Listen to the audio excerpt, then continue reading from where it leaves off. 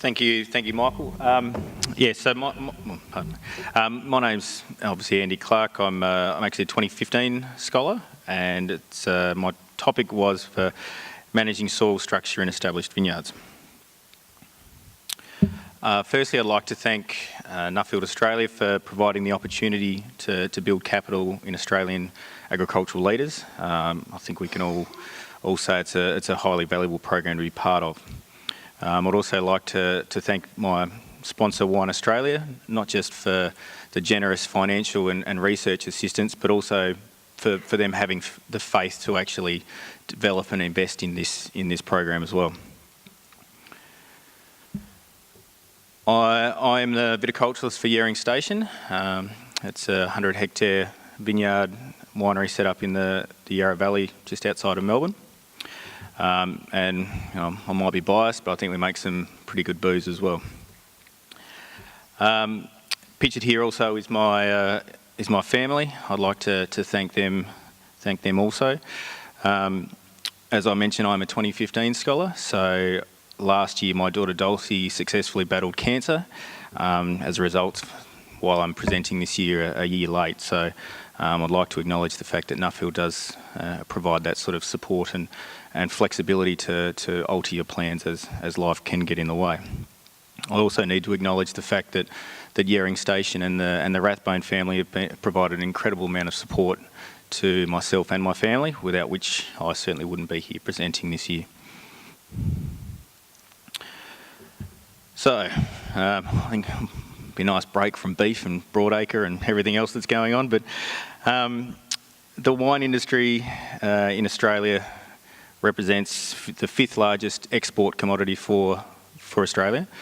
It generates $40 billion worth of income for the economy each year and employs over 172,000 people throughout the nation. As you can see, the maps that I have here behind me are the map on the left is where the main wine growing regions are situated in Australia. As you can see, they're generally in the more temperate locations, the lower southern areas, but it is quite a diverse area that you'll find them over, both geographically and climatically. The map on the right is of soil, general soil pHs through these areas, so that's just an indication of the fact that we do have huge amounts of variability within that. We're dealing with, as we all know, generally old weathered soils. They're highly, often in our areas they're quite acidic, but not always, and they do vary immensely. During the development phase of vineyards is actually the best time to do any remedial activity for these, as once vines and infrastructure such as trellising and irrigation go in, it's pretty hard to pull a D9 through a block where everything's only sort of 2 metres apart or something the like. So the intensive nature of vineyard management can have a long-term detrimental effect on the way soil structure is. So in my time going around the world and meeting with numbers of farmers, researchers and the like, it was a pretty common theme that I quickly worked it out that our soils are very different to what the rest of the wine growing community in the world, particularly in the old world and North America, are sort of faced with. This is Emmanuel Bourguignon and his family, a very prominent biological farmers and biological scientists in France, based out of Burgundy, and he actually spent time training in New Zealand and has done quite a bit of consulting in Australia. And I was sort of discussing the problem that I was facing, and he just said, well, your soils are different, so you can't really do what we're doing over here. Well, they rely a lot on cultivation and the like, so it's something that I had to be pretty mindful of right from the start. So, as Michael alluded to, initially I was looking at subsoil management and managing restrictions of subsoils, but I guess the accessibility of those areas is quite difficult to achieve. So a lot of thought, well, maybe not so much a lot of thought, but there's not a lot of practical applications out there within vineyards to be able to gain access and do that remedial activity. So I thought I'd focus more on the topsoil and optimising that soil structure to make sure that we can manage any climatic extremes as best we possibly can. So I came up upon reflection at the end of 16 weeks that soil structure management could really be broken down into what I call the 3 Ps. We've got pores, plants and people. So pores looks at the physical aspects of soil, having the aeration in the soil, the water, the like, and any chemical balance that form part of.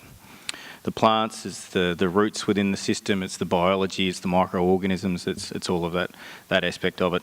It's sort of what's the binding aspect of it, so it gives you your aggregate stability in a lot of ways. And then there's the people. So then it's us as managers, as custodians of the land, how we manage our systems to develop that soil structure.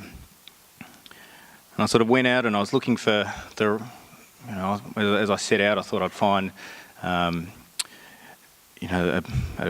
fantastic piece of equipment, or it could be a particular technology, and it's going to revolutionise how we sort of manage our soils.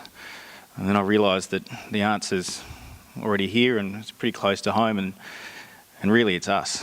It's the farmer. We've got the biggest influence of all over how our soil structure is. But I'll briefly touch on pores and plants. So with pores and how we manage it physically, I guess a lot of it at the moment, our emollient technology and the like that we have, the suite of tools relies pretty heavily on lime and gypsum. So as all good Nuffield scholars, you go out and you explore some pretty left field ideals. And probably one of my greatest ones was to go and visit with CHT in Tübingen in Germany. In a lovely, pristine environment. Their background is in essentially fabric softeners for the textile industry. John, who's here currently, he'd sort of thought about an idea of using that as a soil conditioner. So I've gone from Germany to bringing this back to Australia, where the concept and taking onto our own vineyards, and we're looking at essentially a cationic organosilicate compound, a way of sort of wetting the soil and opening the capillaries for better water penetration and water use. Now, some trials that we've undertaken last year, we've found some other potential benefits that could be for the mobilisation of sodium in the soil. So there's a potential that it could be used in the future for treating sodic soils, and there's a really great potential for it. So the proof of concept's there. We're now working with Monash University to try and get some validation to these thoughts. I know it's been thrown around a lot that you get your soil biology right, and a lot of it will go a long way with managing your soil structure, and I certainly don't disagree with any of that. I speak with Rick Haney from the USDA in Temple, Texas, and he's done a lot of work with cover cropping in broadacre scenarios, and his line is, if you don't have a living root in the ground, then nothing grows. So I sort of, within our perennial horticultural system, we really need to think about what we're using in terms of having continual living root systems, not just our own vines or orchards, but what else we have in the system giving us that year-round root exudation. But getting to people, the third of the Ps, soil is really slow to develop, which we all know, but it can actually be degraded really, really quickly. So the impact of a poor decision in how you manage your soils has far more influence than any good decision you could ever really make. So it's something that you really have to sort of consider when you decide on how you manage your soils.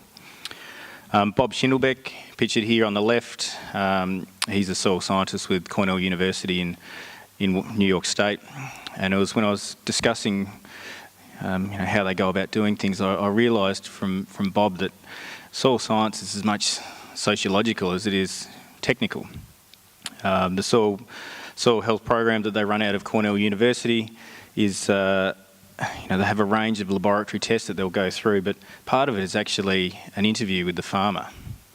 I want to know, what's driving their decision making. Is it the fact that they've had a bad experience with something in the past? Is it that's the way their previous generations has always farmed, so they'll continue doing the same thing, or they're just following what their neighbour's doing? They might be financially stretched, so they don't have the ability to put a large amount of amelioration into their soil. By having this concept tied into their program, they're able to come up with something that's geared for success, because it's they're working around the ideals that are congruent with the farmer, so they're going to be far more likely to take it up and be successful with what they're doing. Each year in Australia, Wine Australia might sort of correct me on this, but I believe it's estimated that there's about $35 million spent on research in the wine industry within Australia. That's through levy funds and also government investment, which really is a phenomenal amount. I think in the US it might be something like $3 million for a country that's so much bigger. That's available to all. There's a lot of on-farm trials that are carried out. So whether it's different techniques, whether it's a product, whatever it might be, these trials are undertaken. And we need to get better at sharing our learnings of these on-farm trials. And that's not just the successes. We need to be sharing our failures as well. What we learn from those failures, and everyone pulls it apart. We all do it on our own farms. If it could have been, if something hasn't worked, you go, was my timing right? Were the seasonal conditions wrong? It could be any number of things that cause it, but if we don't tell people what's actually driven the failure, then they're not going to know for themselves, and they might actually try something once and it doesn't work and they walk away from it. It could be actually the best thing they could possibly do for their business. So we need to get better and being courageous and honest about how we share our learnings and our findings. And these people need to be our champions, the ones that are courageous and brave enough to go through with it. Now, we have the capacity as an industry, or each of our industries, to really nurture and harness these people and get these great technicians out there and sharing their knowledge, whether it's through regional discussion groups or mentoring programs, so we can disseminate it on a regional basis. Or, in the case of the Irish dairy industry, you can create your champion from scratch. So, back in 2009, prior to the removal of the milk quotas in Ireland, the industry, together with the Irish Farmers Journal and Glanbia, put together a greenfield dairy project. So they had the beautiful thing about it was, with the Irish Farmers Journal as one of the key investors, they were able to have 100% transparency of what happened in this operation. So they were able to share the operational perspectives, not just the successes, but they were also able to see where there was roadblocks in the system, or where there's failings in the way that this system had been set up. So it wasn't just for the new farmers who were coming in with greenfield projects themselves, but it was the established farmers as well, could make practice change and real businesses forward. It also led to changes in legislation when they could actually really demonstrate where these changes were, where the roadblocks were. So what I found, well, I knew that Australian soils were fragile, but I think this was more so on the GFP when you're going around and you're discussing this not only with your contemporaries from Australia but also from around the world, is that whilst our soils are fragile, we're also up against it in the fact that in a lot of cases our rainfall or access to water is unreliable. We have expensive labour, we have expensive fuel energy costs. So as a result, we actually manage our resources really well. That's not to say we can't do it better. Decision making is important, and the fact that the of those three Ps, the people category is the most influential. We have the greatest, ability to make change in that aspect. And the disseminating failures is as important as disseminating our successes. We need to have the courage to really promote those people. The wine industry is funny in the fact that, well, it's not funny, it's different in the fact that we're a very a consumer-facing industry. We're very brand conscious. The fact that we're going through and there's so many variables in how we get from a piece of soil and growing grapes on it to putting it into a bottle of wine, that any way that we share our learnings in how we manage our soil is not actually diminishing our competitive advantage. It's actually giving us an opportunity to actually build greater networks and build trust not only within our own community, pardon me, and industry, but also with consumers as well.